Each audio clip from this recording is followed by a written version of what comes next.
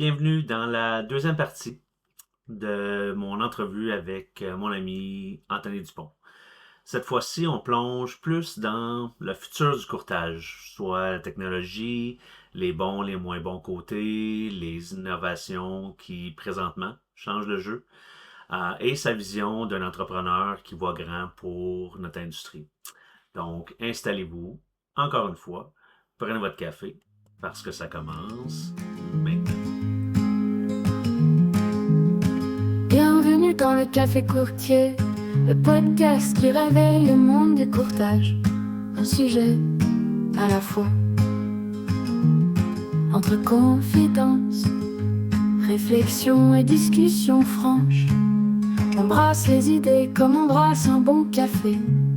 Avec passion, chaleur et parfois un peu de piquant. Installez-vous, c'est l'heure du Café Courtier.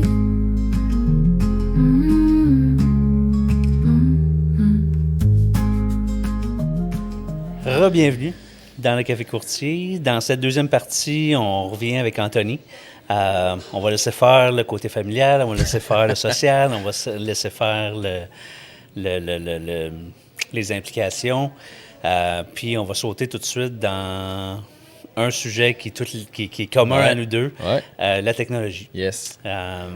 Évidemment, la technologie a le dos large. Tout s'appelle technologie en assurance, puis c'est comme cool de dire technologie. Ouais. Pour toi, Ouais. Anthony Dupont, ça veut dire quoi, la technologie?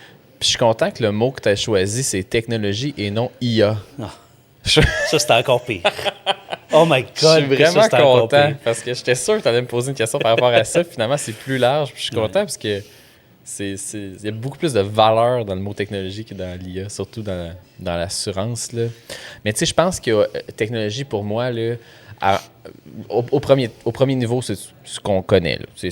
Pour moi, la technologie, c'est les outils qu'on utilise, c'est les processus, les systèmes, le BI, le data, les parcours numériques d'expérience client, etc. Ça c'est au premier niveau, mais il faut vraiment le voir du deuxième niveau. Puis la technologie, pour moi, c'est une transformation culturelle dans le cabinet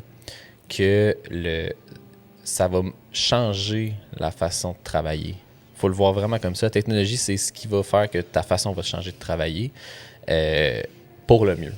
Pour le mieux, pour que ce soit plus efficace pour le cabinet, plus rentable, pour que le travail que tu fais ait une réelle valeur ajoutée et que tu ne fais pas juste saisir des données. Vraiment, moi, c'est de même que je le vois, le mot technologie. Là. Puis, tu sais, moi, j'ai commencé en 2004. On a passé de tarification dans des gros binders à on utilise enfin l'informatique. Ouais. Voici une belle amélioration technologique. Clairement. En 2025, ben là, les ordinateurs sont là depuis longtemps, on les contrôle, on a les accès à distance, on a les portails, on a le web, on a une immensité de data. Ouais. Fait que la technologie, c'est encore la technologie, mais c'est ça c'est tellement plus loin. Là, clairement. Puis l'IA a un rôle à jouer là-dedans, mais l'IA va être une façon d'arriver à tes fins, mais ça ne sera pas la technologie en soi.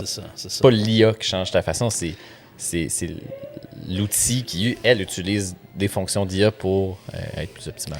Fait que le plus gros avantage de la technologie, dans le fond, c'est au niveau opérationnel. C'est un peu ça que je comprends. Là. Ouais. C'est pas, ça va pas remplacer quoi que ce soit, mais ça va faire que tout le monde va être plus efficace. Donc, avec le même monde, on peut en faire plus. C'est surtout ça, en fait. Tu sais, j'en ai rencontré beaucoup des cabinets, puis il y a beaucoup de cabinets qui misent, mettons, justement, sur l'automatisation de processus. Il n'y a aucun cabinet qui m'a dit un jour, hey, moi, avec toi, là, je vais couper des postes. Mais non.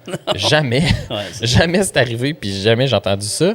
C'est vraiment plus que crime. On va pouvoir continuer à croître, puis créer de l'espace entre les revenus et les dépenses parce qu'on est plus optimal. Parce que avec les dépenses, ben il y a la main-d'œuvre, mais les dépenses d'un cabinet, là, dans les derniers 2 ans, là, c'est un peu fou. Là. Je veux dire, si j'étais entrepreneur puis j'étais propriétaire d'un cabinet de courtage, là, clairement, dans les 2 dernières années, il faut watcher encore plus ces chiffres parce qu'il y a des dépenses autour d'opérer un cabinet, là, les licences d'outils de téléphonie, de BMS, la police d'assurance INO, la cyber, c'est rendu, là. Les employés veulent des bureaux modernes. Tu sais, je veux dire, c'est tout louable, tout ça, là. Mais Chris, c'est des dépenses de plus pour le cabinet, là. Fait que faut qu'à travers tout ça, tu augmentes tes revenus ou que tu augmentes ta marge entre les deux, là. Puis, à l'inverse, c'est quoi, la technologie a plein de bons, là, on s'entend, mais à l'inverse, ce serait quoi, d'après toi, les principaux défis ou risques liés à la technologie? En fait, c'est que je me questionne, là, des fois, à savoir, tu sais, dans les derniers, puis on en a parlé tantôt, là, tu sais, dans les derniers, on va dire 3-4 ans, c'est là que ça, tu sais, depuis un peu la COVID, là, c'est là que ça a pris un edge, là. Il y a plus de joueurs dans l'écosystème technologique, puis ça pousse les choses un peu plus loin, mais des fois, je me questionne, est-ce que c'est un buzzword ou les cabinets ont une réelle stratégie technologique? Une vraie intention. Une vraie intention. Juste le dire parce que c'est cool de dire ça. Là. C'est cool, puis ils achètent un produit ou un service parce qu'ils ont entendu parler d'eux ou ils pensent que ça va faire ça, mais ça, c'est dans le court terme. Là. C'est quoi la stratégie technologique à moyen terme puis à long terme? Tu sais, en techno, il faut vraiment que tu vois même, parce que si tu es au moment présent, tu es déjà en retard. Tu es déjà en retard. Si tu regardes juste à court terme, qu'est-ce que tu peux faire? Tu es en retard. Tu vas te faire dépasser. Puis, tu sais, je vais utiliser un exemple bien plate puis bien chien, mais tu sais, presque tout le monde au Canada maintenant a Epic. Si tu as acheté Epic juste parce que, justement, c'est le gros outil, puis tout, mais que tu l'utilises à 20 de ses capacités, clairement, la technologie va pas t'aider. Tu n'as pas fait ça, en guillemets, avec la bonne intention, puis avec... 100%. 100%. Ton point est tellement bon, là, tu sais, d'aller optimiser puis d'aller squeezer le jus le plus possible dans tous les outils que tu as déjà, là. Juste ça ferait un énorme impact. Ça te coûte le même prix que tu utilises 25 ou 80 Exact. Tu sais, il me semble que le calcul est simple. Là. Oui, exactement. Puis tu sais, t'en parles de Epic. Epic a une place, Applied a une place prédominante puis très majoritaire, tu sais, dans l'écosystème. Puis il y a du bon comme du mauvais de ça, mais une première étape, c'est au moins de s'assurer que tu utilises 100% de ce que l'outil t'offre. Bon, maintenant, après ça, tu as des modules, tu peux acheter, puis rajouter, rajouter, mais avant même de rajouter dans ce que tu as là, est-ce que tu maximises? C'est clairement... La réponse est souvent non. C'est souvent... Exact. D'ailleurs, dans ce sens-là, est-ce que tu trouves que les courtiers adoptent assez vite la technologie ou il y a encore de la résistance? Je te dirais les deux. Ce que je vois dans les cabinets qui adoptent assez vite, c'est qu'il y en a qui l'adoptent trop vite, puis qu'il y a une fatigue au niveau des employés puis des courtiers à travers ça. C'est trop de changements en même temps, trop souvent. Puis on n'atteint comme aucune stabilité pendant un certain laps de temps. Je pense que l'industrie de l'assurance est comme dans un moment de transformation, mettons, dans les 2 dernières années, puis probablement les 2-3 prochaines années. C'est comme un 5 ans très pivot, là. Fait que ça n'arrêtera pas. Ça, c'est clair. Fait que va falloir que les cabinets trouvent une manière de bien doser ces changements-là, mais sans arrêter de faire ces ajouts-là ou ces changements-là ou ces implémentations-là. Puis maintenant, il y en a encore que sont, pour l'autre question, qui l'adoptent peut-être pas assez vite. Il y en a, clairement. Je pense qu'il y a des cabinets qui sont un peu encore dans la pensée de je paye ma téléphonie, je paye mon BMS, je paye mon monde, puis that's it, that's all. Ils sont contents avec ça. Ils sont contents avec ça. J'ai des bons résultats avec ça. Puis ils sont confortables, mais je reviens à ma stratégie technologique de tantôt. C'est des cabinets qui vont peut-être se faire vraiment dépasser puis se faire, tu sais, ça va faire mal dans une couple d'années quand tous les autres cabinets vont tellement être rendus loin technologiquement. Fait que c'est comme une pilule dure à passer parce que là, tu dis, Criff, cette année, il faut que je réinvestisse de l'argent dans mon cabinet, beaucoup d'argent. Mais des fois, je me questionne, tu sais, c'est-tu un make or break du futur, là, de le faire maintenant? Tu sais, dans la courbe d'adoption, il y a tout le temps, tu sais, ça s'adresse, puis ça peu importe le marché, peu importe l'industrie dans laquelle tu es, la courbe d'adoption, tu as les early adapters, après ça, tu as la moyenne, puis tu as les derniers. Là. Mais malheureusement, les derniers, tu as raison, éventuellement, le coût de la main-d'œuvre va dépasser. le coût de la main-d'œuvre puis toutes les autres dépenses que tu as nommées tantôt va tellement augmenter s'ils n'ont pas optimisé ce qu'ils peuvent faire avec les gens qu'ils ont. Ouais. À un moment donné, ça ne marchera juste pas. Fait qu'ils vont être obligés de faire du rattrapage, mais c'est quasiment impossible. Ouais. Puis là, ben, finalement, ils vont attendre leur retraite pour vendre. Ouais, c'est ça. Ou de réinvestir massivement trop tard. Mais là, je reviens à mon point tantôt que, OK, mais tes employés qui vont vivre cette espèce de train-là de changement tout d'un coup, ça va créer de l'anxiété, ça va créer des départs de la fatigue, ça va créer plein d'affaires. Fait que on est vraiment dans un point tournant en ce moment, puis tu es capable de voir par les décisions qui sont prises qui va être là dans le prochain 10-20 ans, puis qui dans les prochaines 5 ans vont avoir plus de misère, là, je pense. Quel joueur ou quel genre de technologie présentement qui t'impressionne, là, qui te fait triper, là, que ça t'aimes ça, lire des articles là-dessus, puis que genre ça t'intéresse? Là. Ouais. Ben là, tu seras pas content parce que je pourrais parler de l'IA. Puis c'est un sujet tripant en soi. Je pense que c'est... Mais pour faire une parenthèse, j'aime ça, l'IA. D'ailleurs, toutes les questions ont été créées grâce à l'IA. En fait, on est 2 modèles d'IA. On est en ce moment chacun chez nous. J'y crois, puis j'adore ça. Le problème que j'ai avec ça, c'est encore, tantôt je disais que technologie a le dos large. Ouais. Les gens utilisent le mot IA pour des choses qui sont juste des arbres décisionnels ou des petits programmes bien simples. C'est pas de l'IA, là, ça.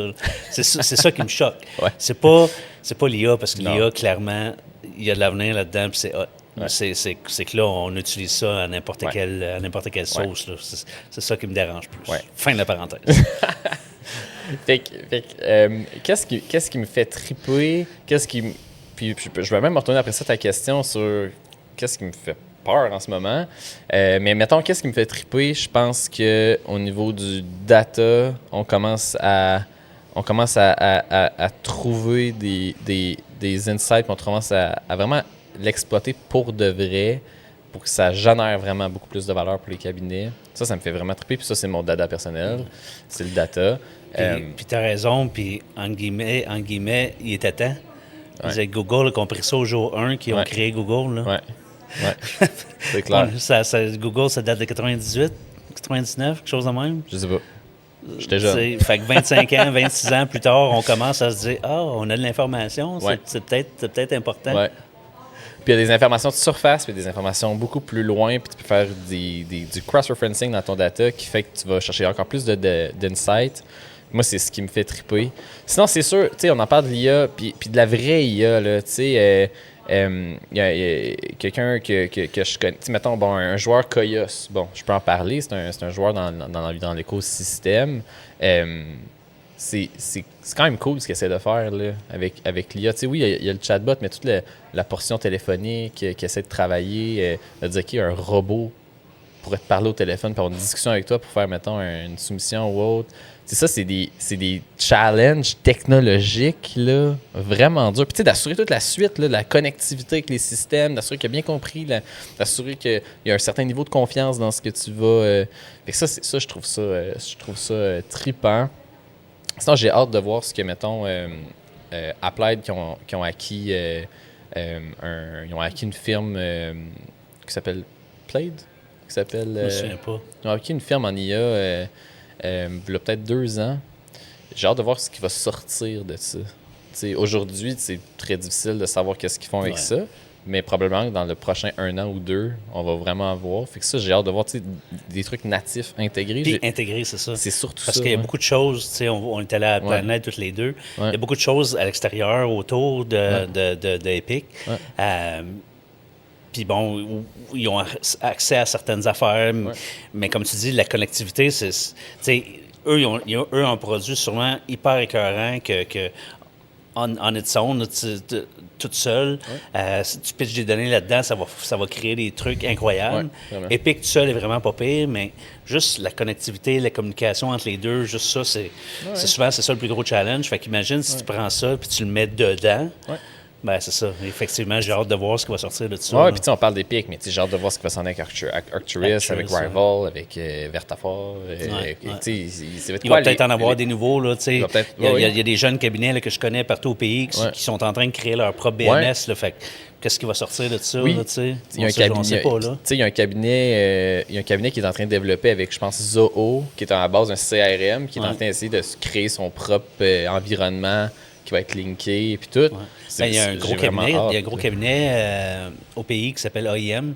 Je sais pas qu'est-ce que les lettres veulent dire, mais AIM, ça fait au moins 3 ans qu'ils sont 100% sur Zoho. Là, tu sais. ouais? Fait que c'est un exemple. Ben, il y a peut-être des cabinets là, de 10 personnes qui ont un gars super bright en informatique qui est en train de dire, regarde, on va prendre ce que Epic a, puis on va prendre ce que lui a, puis ce que lui a, puis ce que lui a, puis je vais faire ça moi-même, puis 100%. dans 3, 4, 5 ans, peut-être que ça va être comme « Oh, les cows! » tu sais. Vraiment, vraiment.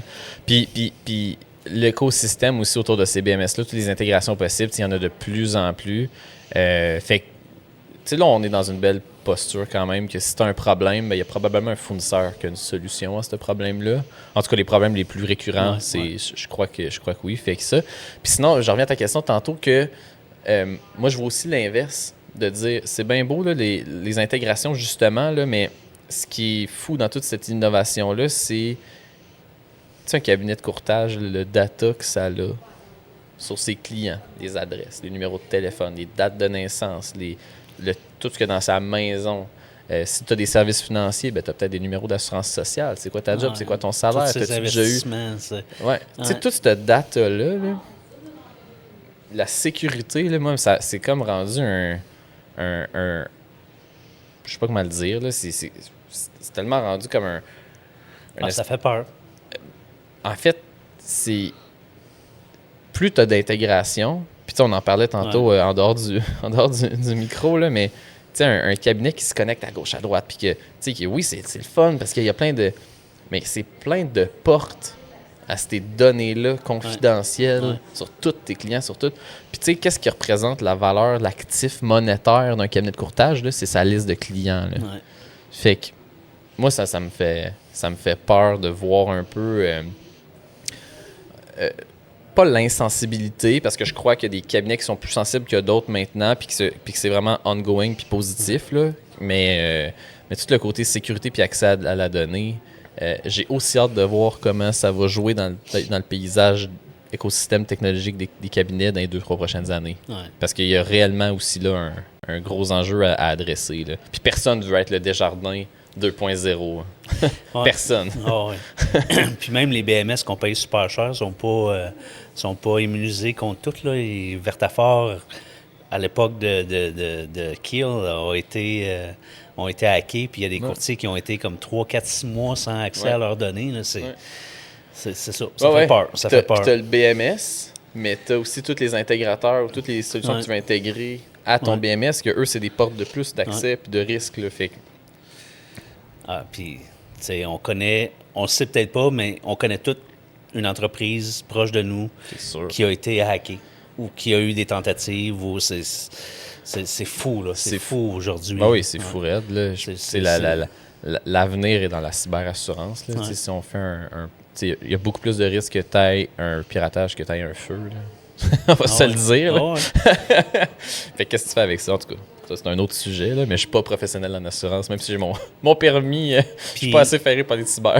Puis, tu sais, j'ai eu des exemples dans les derniers mois où, justement, les cyberpirates sont tellement... Une fois qu'ils ont les données, ils sont tellement hot que, genre, ils savent même c'est quoi ta couverture. Fait que, tu sais, tu as 10 millions de couvertures en cyber, ben, la rançon va être 10 millions. Mais oui, parce que si on accède millions en cyber, ils vont dire la rançon, c'est 25 millions. Parce que, tu sais, dis-toi, si le pirate a réussi par une de ces portes-là que je parlais tantôt à accéder à tes données, bien souvent, un cabinet, sa propre police d'assurance à lui-même va la gérer dans ses propres données à lui. Fait que tout est là. Puis c'est ça qu'on a vu. Les trucs que j'ai lus dernièrement, c'était ça. Là, c'est les rançons, c'est rarement random. Non, mais non, c'est ça. C'est rarement des chiffres qui font pas de sens. Ouais. tu sais. Ouais. Souvent, ça coïncide presque exactement avec la couverture en cyber. Pauvres assureurs en cyber. Évidemment, ça vaut pas évidemment, je dis pas ça pour que vous preniez une couverture plus petite, là, parce que là, il va vous mettre en faillite, là, et là, il va aller plus haut, là, au contraire, mais en tout cas.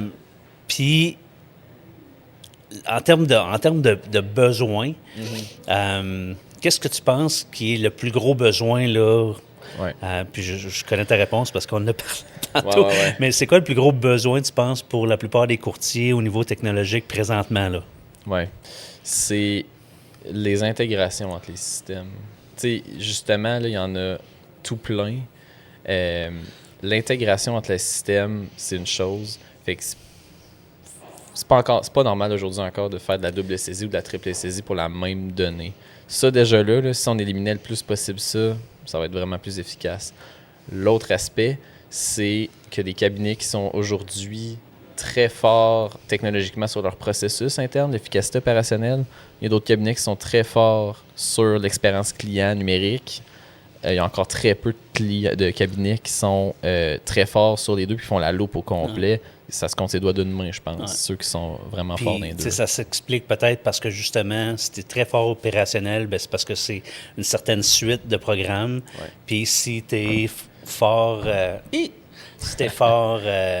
expérience client, portail externe, c'est justement que c'est un autre complètement différente suite de technologies. Puis ces deux-là, ils se parlent pas nécessairement, là, tu sais. Non, puis c'est deux gros chantiers. Fait que si c'est depuis la COVID que tu as l'espèce de kicker dans ta tête pour, comme, moi j'ai investi en technologie puis je fonce là-dedans, mais ça fait pas si longtemps que ça pour dire que tu as vraiment couvert ces deux volets-là. Fait que tu as choisi un ou tu as choisi l'autre. Puis je pense que maintenant puis les prochaines années, vraiment, là, ça va être de louper ça ensemble puis d'être plus complet. Là.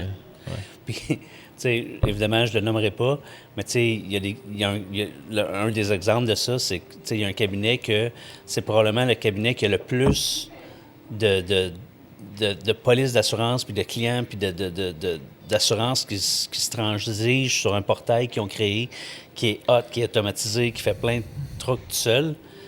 Puis au niveau opérationnel, c'est probablement le pire cabinet du Canada. Okay. Fait que c'est un bel exemple de c'est pas parce que t'es bon d'un bord que t'es bon de l'autre. C'est ça. Puis tu sais, tantôt, il y a un gars commun qui nous a posé la même question. Ouais. Puis c'était un peu ça, nos réponses étaient un peu équivalentes. Sans se parler que, ben, écoute, il voulait savoir c'était qui les cabinets les plus technologiques ou quelque chose comme ça. Fait que toutes les deux, on a comme dit, ben, c'est eux pour ça. Puis c'est eux pour ça, tu sais. Fait que c'est parce qu'il n'y a pas personne qui fait les deux. Fait que dépendamment de c'est ça, c'est... Ouais. Ou en tout cas, il y en a très peu. Ouais, vraiment. Comment tu vois le rôle des assureurs dans tout ça? Puis là, je reviens en arrière parce que... Puis bon, je suis un peu revendicateur dans la vie, là. Je suis pas syndicaliste, mais je suis contre les abuseurs, puis... Pré-COVID. Ouais. On allait au congrès du RCCAQ, puis les courtiers disaient « Ah, comment vous pouvez nous aider? Comment vous pouvez nous aider? » Puis là, les assureurs, du haut de leur gros sofa, ils disaient « Ah, vous avez juste à investir dans la technologie, puis vous allez voir, ça va marcher, puis on va être là pour vous aider. » Puis là, congrès après congrès après congrès, c'était ça. C'était « Ah, investissez dans la technologie, on va être là pour vous aider. Là, dans bien des cas, on a dépassé les assureurs au niveau technologique, puis on dit « OK, on est là, mais il n'y a pas d'aide. Pas d'intégration, pas de tarification live, très peu d'intégration, très peu de transfert de données. Ils sont où, les assureurs? Tu sais, les assureurs peuvent être perçus comme des freins, ça peut être perçu comme des partenaires. Je pense que les deux réponses sont bonnes, tout dépendant du contexte.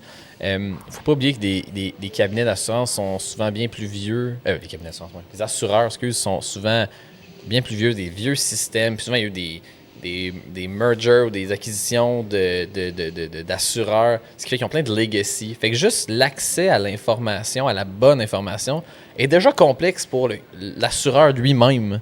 Fait que de permettre à un intégrateur ou une solution X de se connecter, juste ça, c'est un défi technologique en soi que bien souvent, l'assureur lui-même a de la misère à régler. Fait que pour ça, ça peut être un frein. Par contre, c'est pas la seule réponse. Il y a tout le côté sécurité. Tu sais, j'en parlais tantôt. Un assureur qui a bien souvent beaucoup plus de clients qu'un cabinet veut pas être lui non plus un Desjardins 2.0. Fait que ces deux aspects-là, je pense que c'est ce qui explique qu'ils peuvent être un frein. Par contre, je crois aussi qu'ils peuvent être un très bon partenaire. Parce qu'il faut qu'eux-mêmes y investissent dans leur technologie. Tu sais, prends l'exemple de Intac, OK? Intac, ils ont fait, là, je sais pas combien d'années, là, ils ont fait un espace client, là. Qui, à ce moment-là, qui ont fait leur propre espace client, quel courtier avait une application mobile de gestion de police? Il y en a très peu là, qui en avaient. Personne, à cette époque-là. Ou très peu. Là, Epic avait le CSR24, puis bon, il en avait une couple, là, mais il y en avait très peu. Fait à ce moment-là, pour cet exemple-là d'Intac, il a été un très bon partenaire parce que si tu avais une grande concentration de ton volume avec eux, ben, tu avais du jour au lendemain, tous tes clients avaient un portail pour gérer leur police, leur documentation, etc. Fait que ça a été un exemple. Je pense que il y a deux choses, là. Il va falloir qu'ils acceptent et accélèrent, comme j'ai dit tantôt, les intégrations possibles. Ça, c'est une chose. Mais eux-mêmes, ils ont un rôle à l'interne d'optimiser leur propre processus pour que, OK, mettons que tu n'es pas intégré, là, puis que mettons au commercial, là, puis que tu envoies une proposition à l'assureur de façon pas intégrée. Là. Fait que tu as ton beau PDF, puis tu l'envoies de façon très manuelle à l'assureur, OK? Il y a encore bien des assureurs au commercial que ça marche de même. Il y a un souscripteur ou un aide-souscripteur qui va saisir des données puis qui vont... En fait. Exactement. En fait, 100% ils n'ont pas le choix parce que c'est pas tous les courtiers qui sont automatisés et qui présentent ça d'une façon... Fait que le rôle de l'assureur, là, c'est de dire, OK, moi, je vais investir chez nous pour optimiser ce processus-là. Un qui le fait super bien, puis c'est pas un assureur, c'est Revo. Revo, c'est un axe stratégique, je pense, chez eux, la technologie. Puis juste de dire, OK, je prends ce PDF-là, puis j'essaie d'automatiser le plus d'actions possible. Est-ce que je vais le parser? Est-ce que je vais le... Bon, c'est un exemple. Mais je pense que chaque assureur doit investir de cette façon-là pour dire, OK, même si le courtier me l'envoie de la façon la plus préhistorique possible, bon, c'est peut-être pas la plus préhistorique, je parle pas de fax, là, bon, OK, mais mettons, moins moderne, puis c'est un bon vieux courriel avec un PDF, bien, est-ce qu'à partir de là, je peux automatiser des actions, automatiser de la saisie pour que je revienne à mon courtier, encore là, de la façon la plus préhistorique possible, le plus vite possible, au moins. Ouais. Surtout ça. Puis pas que ça prenne 2 semaines à avoir une réponse de ton assureur parce qu'il est débordé puis il n'est pas capable de gérer sa charge. Fait que moi, je pense que ça peut être autant un partenaire qu'un frein avec ces angles-là. All right. J'aime ça chialer. Si on projette dans 5 à 10 ans, on en a parlé un petit peu tantôt, si on projette dans 5 à 10 ans, à quoi ça va ressembler, d'après toi, un cabinet d'assurance de dommages? Oui. Énormément de self-serve. Donc, le client est capable par lui-même d'aller gérer le plus possible ses polices. Ça, c'est surtout, je pense, aux lignes personnelles, mais même aux PME. Je pense que c'est vraiment là. Faut minimiser les actions d'un courtier. Après ça, je pense que dans 5 à 10 ans, le courtier va avoir retrouvé beaucoup plus de... Je vais dire une expression qui est peut-être pas la bonne, mais je vais l'expliquer après, de lettre de noblesse, dans le sens que son rôle premier, c'est un rôle conseil. C'est ça. À Chad, là... C'est ça que j'allais dire. Là, je dis à Chad, là, je pense que je suis pas à jour, là, c'est rendu chambre d'assurance, ça vient de changer, là. Mais tu sais, la chambre d'assurance, dans le code de déontologie qui définit c'est quoi un courtier, c'est ça le first liner. Ouais. T'es un conseiller. Exactement. Pas un vendeur. T'es pas un vendeur, puis t'es pas une personne à la saisie de données. Ouais. Fait que moi, je pense que dans 5 à 10 ans, ça va avoir, tu sais, avec des automatisations qui se font aujourd'hui par différents produits, par différentes firmes, par les solutions technologiques qui évoluent puis qui intègrent de plus en plus, je pense que cette charge-là de saisie va diminuer. Puis la vente va se faire par des portails de self-serve. Tu sais, je pense que ça va être présenté, puis que les équipes marketing vont mettre tellement d'emphase sur comme, ben moi, voici le message que je veux véhiculer pour vendre une police à un entrepreneur. Voici le message. Fait que là, oui, le courtier va venir, tu sais, donner comme l'espèce de coup final pour essayer de closer. Mais après ça, il faut qu'il tombe en rôle conseil. Là. Ça, c'est clair. Fait que je crois que c'est là. Puis, je pense que dans 5 à 10 ans, c'est une tendance que moi je vois, les cabinets vont finalement tirer entièrement profit de leurs données qu'ils ont déjà à leur disposition aujourd'hui. Fait que moi, je pense que c'est ça, les 3 axes dans 5 à 10 ans. C'est ça, je t'ai posé une question tantôt sur c'était quoi le manque, ou je ne sais pas c'était quoi la question. Je pensais que tu allais te dire ça. On a parlé un petit peu après, là, Google qui avait compris que les données, c'était plus important que l'information qui véhicule ou peu importe. Là. Effectivement. Il y a tellement de choses qu'on peut faire avec ces données-là. Tu sais, il y a des données de base, là. T'as-tu tout le portefeuille du client? Bon, c'est de la donnée niaiseuse, là. Mais quel cabinet aujourd'hui l'exploite réellement à 100%? Il y en a, là. Tu sais, pour faire du cross-selling, là, puis dire, bon, j'assure juste l'auto. Est-ce que j'assure sa maison, son logement, son condo? Est-ce que je suis sûr qu'il y a y a-tu un chalet? Y a-tu autre chose? Puis après ça, j'ai-tu d'autres lignes d'affaires chez moi? Tu sais, j'ai-tu des services financiers? Y a-tu besoin de... Tu sais, vraiment, de tout couvrir et d'exploiter le plus possible, puis de l'accompagner, puis d'offrir un service 360, là, c'est vraiment dur. Puis, tu sais, même dans tout ça, il y a encore là... Aujourd'hui, c'est dur de savoir de par les intégrations manquantes, là, c'est dur de savoir Ghislain Lévesque, chez Hub, a quoi comme produit. Dans un département, tu le sais. Mais si tu as une business... Y a-tu vraiment un lien qui est fait entre les deux? Si tu es dans un service financier, y a-tu un lien qui est fait entre les deux? Si en assurance collective, y a-tu un lien? T'es-tu un assuré d'un plan en assurance collective? T'es-tu le gestionnaire d'assurance collective? Tu sais, je veux dire, tout ça, là, juste ça, aujourd'hui, c'est un défi, là. Puis en même temps, c'est là, comme tu dis, c'est là qu'est le futur, parce que dans la plupart des gros cabinets, puis tu sais, je les ai tous connus, les cabinets, là. Dans la plupart des gros cabinets, puis heureusement, il y a des cabinets comme vous autres, puis comme nous autres, qui ont vu l'opportunité, puis qui ont engagé des gens pour faire du référencement. Mais dans la plupart des cabinets, là, il y a même dans les cabinets qui offrent, mettons, les 3 services, ligne personnelle, commerciale, collectif, il n'y a même pas 1% des clients, même pas 0,1% des clients, en fait, qu'on assure dans toutes les lignes. Là. C'est clair. Fait que juste là, imagine le potentiel incroyable. Ben oui. Tu sais, puis tu peux le faire linéaire, le part du collectif, OK? Tu as des membres là-dedans. Créer un programme groupe en assurance des particuliers pour ces gens-là. Assure-toi d'assurer le commercial. Juste si tu fais ça, tu viens de consolider cette boucle-là de beaucoup. Quand tu lances une assurance collective, fais-y donc un peu de marketing ou de sollicitation sur les services financiers que tu as en plus de ça, parce que les protections sur l'assurance collective sont bien, mais sont souvent pas assez complètes pour protéger le patrimoine de la personne. C'est fou, le potentiel. J'ai déjà dit à un président d'entreprise dernièrement, j'ai dit, écoute, engage-moi là, juste à la commission. OK? Non, c'est pas vrai, j'ai besoin d'un salaire de base. Mais j'ai dit... Tu payes ta vanne. Ouais, c'est ça. Mais j'ai dit, donne-moi une petite commission pour à chaque fois que je génère, puis je suis pas courtier, là, fait que je fais juste faire le lien. OK? Ouais. Juste à faire le lien entre les deux, donne-moi une petite commission, là, puis je vais être le gars le plus riche de ton entreprise. Évidemment, il y a tout le temps plein d'excuses pourquoi que ça ne fonctionnera pas. Mais moi, quand j'étais courtier, 90% de ma business, c'était du référencement. Fait que je pense que quand c'est présenté comme il faut, quand tu mets les gens, les deux, entre guillemets, vendeurs en commun, qui apprennent à se connaître, ou les 20 avec les 20, ou les 100 avec les 100, peu importe, écoute, il y a une opportunité immense dans le futur, puis j'espère que les cabinets qui nous écoutent, ils vont voir cette opportunité-là, puis qu'ils vont pas juste la voir puis dire « Ah, ben oui, on devrait ». Puis tu sais, ça marche dans les deux sens. Ça marche pour développer ton client au maximum au 360, mais ça marche aussi pour le garder.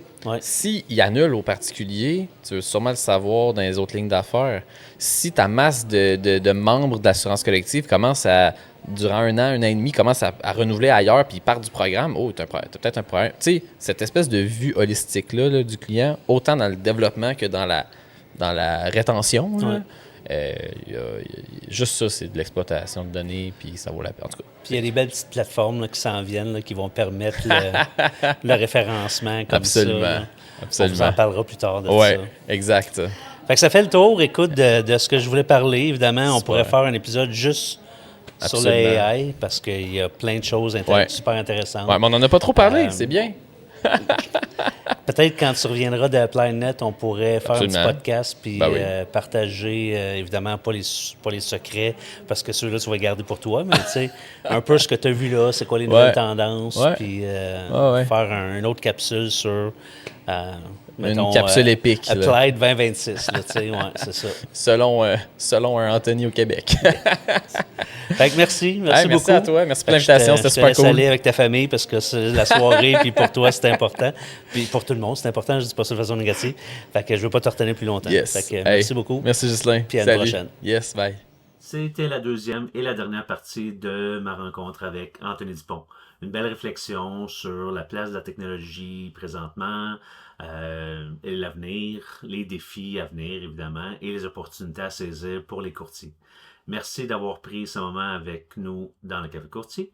N'oubliez pas de vous abonner à la chaîne YouTube, de nous suivre sur LinkedIn, Spotify, Balado, Audio, Instagram, pour être sûr de ne pas manquer les prochains épisodes. Alors, encore une fois, merci et à bientôt pour un nouveau café. C'est la fin du café courtier, le podcast qui réveille le monde du courtage, un sujet à la fois.